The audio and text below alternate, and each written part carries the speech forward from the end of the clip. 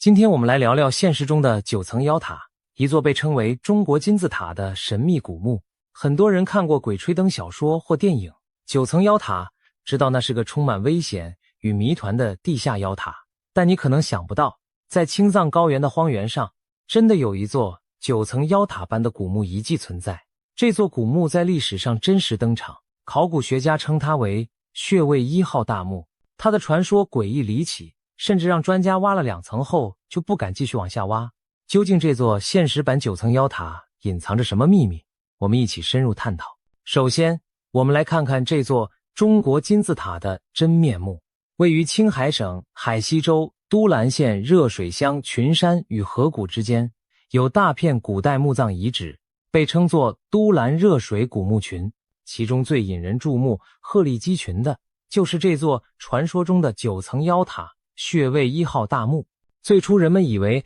那只是一座自然小山丘，因为它实在太巨大了，东西长约150米，南北宽约80米，现存高度仍有30多米，远远望去就像一座小山。经历了1000年的风雨侵蚀，它依然如此雄伟，可见当年修建规模之宏大。这座大墓底大顶小，从正面看轮廓呈现出一个金字形状，因此被称为东方金字塔。和埃及金字塔不同的是，它并非石块叠成，而是夯土与石块混合铸成的大坟冢。整座墓坐北朝南，背靠当地的穴位山，面向广袤的穴位草原和察罕乌苏河，因此考古学家给它起名叫穴位1号大墓。这名字听起来平平无奇，但在当地藏族居民口中却没有谁愿意直呼其名，他们更喜欢用一个阴森的称呼，九层妖塔或九层妖楼。为什么叫它九层妖塔？原来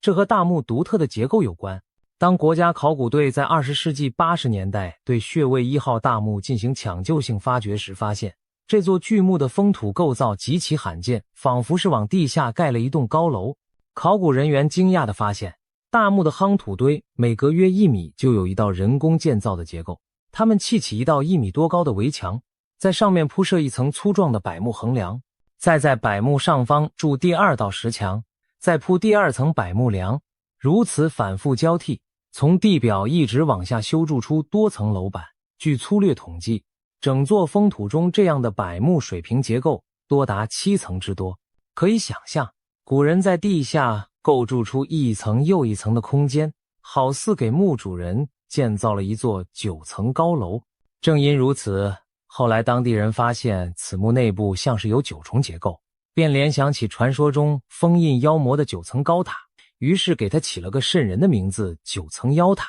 千百年来，周围藏族牧民对这座诡秘古墓是又敬又怕，平日轻易不敢靠近半步。在他们的传说里，这墓封住的是上古时代的妖魔鬼怪，稍有不慎惊扰，妖塔深处的魔头会跑出来为祸人间。这些听起来像是神话故事，但对照墓葬本身，你会发现传说或许不是空穴来风，因为这座9层妖塔确实大得超乎想象，营造难度之高令人惊叹。在1300多年前，生存在这片高原的人们是如何建起这座地下高楼的呢？考古学家估算，修建这样一座巨型陵墓，至少需要动员1万人连续劳作1年以上的时间。试想在交通不便、生存环境严酷的古代西北高原，突然出现一项耗费如此人力物力的大工程，背后的墓主人身份该有多显赫。而更令人脊背发凉的是，墓中还埋藏着惊人的陪葬阵仗，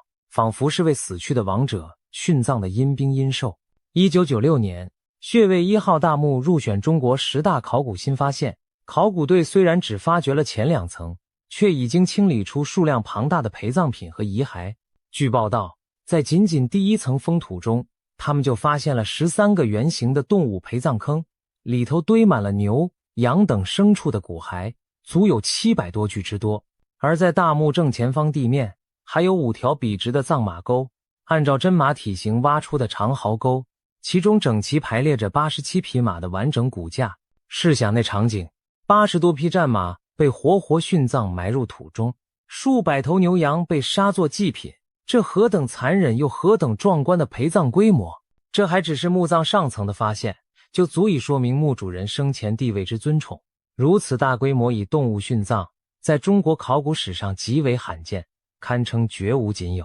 由此也不难理解，为什么民间会传说这墓里镇压着什么妖魔鬼国，普通人哪见过这种排场？在古人想象里，也许只有魔国之王的陵墓才需要用成百上千条牲畜陪葬吧。说到这里，你可能更好奇，墓主人到底是谁？哪路神圣，死后享受这般帝王级的葬礼？考古学家也带着这问题仔细研究了墓中出土的文物和遗迹线索，从清理出的丝织物判断，这座大墓的年代大约在公元6世纪末到8世纪初之间，这正值中原隋唐时期。而在大西北的青藏高原地区，当时先后存在过2个强大的势力，一个是吐谷浑王国，一个是吐蕃。都兰地区正是在吐谷浑和吐蕃的势力范围内，历史上几经易主。因此墓主身份最初有3种可能猜想，一种是吐蕃王朝的藏族、王公贵族，二种是吐蕃本身的皇族成员，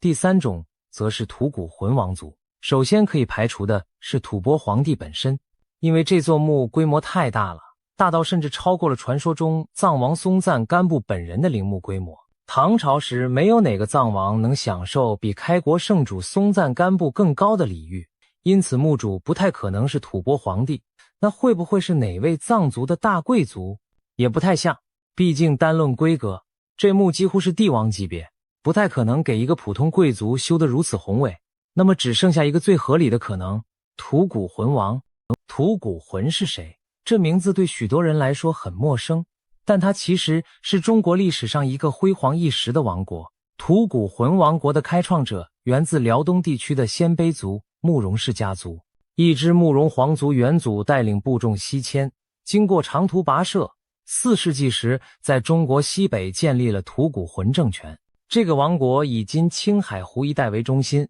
鼎盛时控制了青海、甘肃和四川西北部的大片草原和山地。都兰正是当年吐谷浑王国的王庭都城所在地之一。吐谷浑人属于典型的草原游牧民族，他们与藏族有许多相似的习俗，例如重视马匹、勇武上战，也崇拜天神和各种图腾。不过2大民族在信仰上也有细微差别，比如吐蕃人奉狗为图腾圣物，而吐谷浑人则没有这层禁忌。这一点小小的差异恰恰给了考古学家判断墓主身份的重要线索。就在穴位1号大墓的陪葬坑中，考古队发现了许多犬腿骨。要知道，在吐蕃文化中，狗是圣洁的象征，他们绝不可能把狗当作殉葬品陪葬。但吐谷浑人就没有这样的禁忌，用狗殉葬在他们看来并非不能接受。因此墓中殉葬狗的遗骸说明这位墓主极可能不是吐蕃贵族，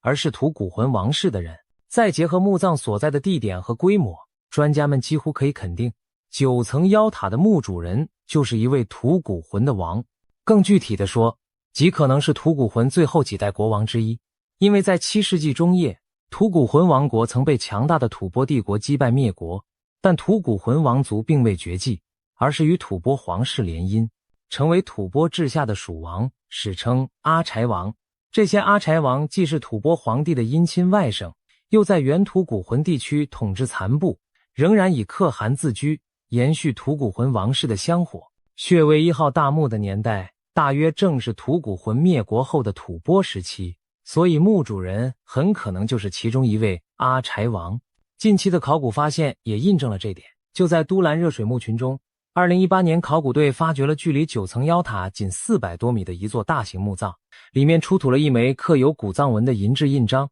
经专家试读，印章上写着外甥阿柴王之印，指的正是一位吐蕃统治下的吐谷浑王。由于那座新发现古墓的时代和规模与9层妖塔相近，人们推测9层妖塔里长眠的主人很可能就是同一时期某任阿柴王及吐谷浑王族中受封的可汗。例如，有学者推定墓主可能是史籍记载的莫赫吐浑可汗，他的母亲正是一位吐蕃公主。当然，具体是哪一位王，还需等将来进一步发掘调查才能最后确证。但可以肯定，这座墓葬彰显的权势和财富绝非凡人可想，非王即皇。现在我们知道了墓主大有来头，但这也让人纳闷，如此重要的一座高级别王陵，为何考古人员只挖了2层就停止不前？难道真的是墓里有什么不祥之物，让专家们也心生畏惧吗？围绕9层妖塔半途停工的原因，一直流传着各种传说和猜测。在当地坊间，有人说考古队在继续向下挖时，出现了无法解释的怪事。有人声称他们在幽暗的墓穴深处看到了从未见过的诡异生物骨骸，也有人说挖掘过程中接连发生怪事，仿佛触怒了地下沉眠的厉鬼，让现场人心惶惶。不仅如此，一些藏民还警告考古队，9层妖塔深处镇压着上古妖魔，不可轻易打开，否则灾祸将临。这些听起来玄乎其玄的传言，无形中给挖掘工作蒙上了一层阴影。事实上，这已不是第一次有人尝试打开妖塔，又神秘退却。传说在民国时期，割据西北的军阀马步芳就曾对这座大墓打起过主意。马步芳为了筹措军饷，大肆在青海都兰一带派兵挖坟盗墓，9层妖塔这种巨种自然也在目标之列。据说当马步芳的士兵好不容易挖开墓道，准备进入主墓室时，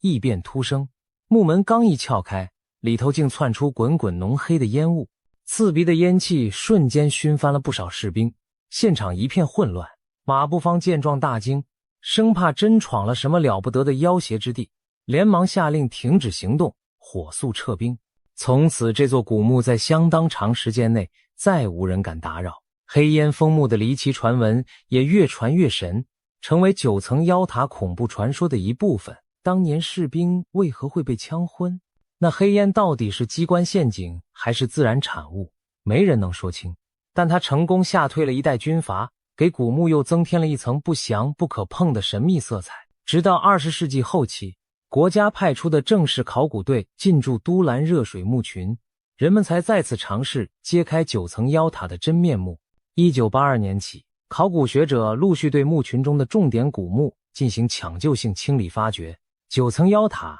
也在其中。不过很可惜，这座大墓早就被不法之徒觊觎，盗墓贼多年来打的地洞四通八达，对墓葬破坏严重。当考古队接手时，墓中的主要随葬品多半已被盗走，墓室结构也遭到损毁。考古队只得对盗洞波及的1、2层区域做清理和收尾整理。在这有限的发掘过程中，他们虽然仍出土了大量珍贵文物，如精美的金银器、漆木器、毛皮织物等等，但也目睹了盗墓造成的种种遗憾。墓顶被掏空坍塌，1、2层的许多陪葬坑遭洗劫一空，只剩下散乱的骨骸和残片。然而即使如此，残破不全的2层角落仍然让世人震撼。我们前面提到的大量牲畜殉葬坑和葬马沟，就是在这次考古清理中发现的。可以想见，如果盗墓者没有捷足先登，这座大墓完整发掘出来将是何等壮观。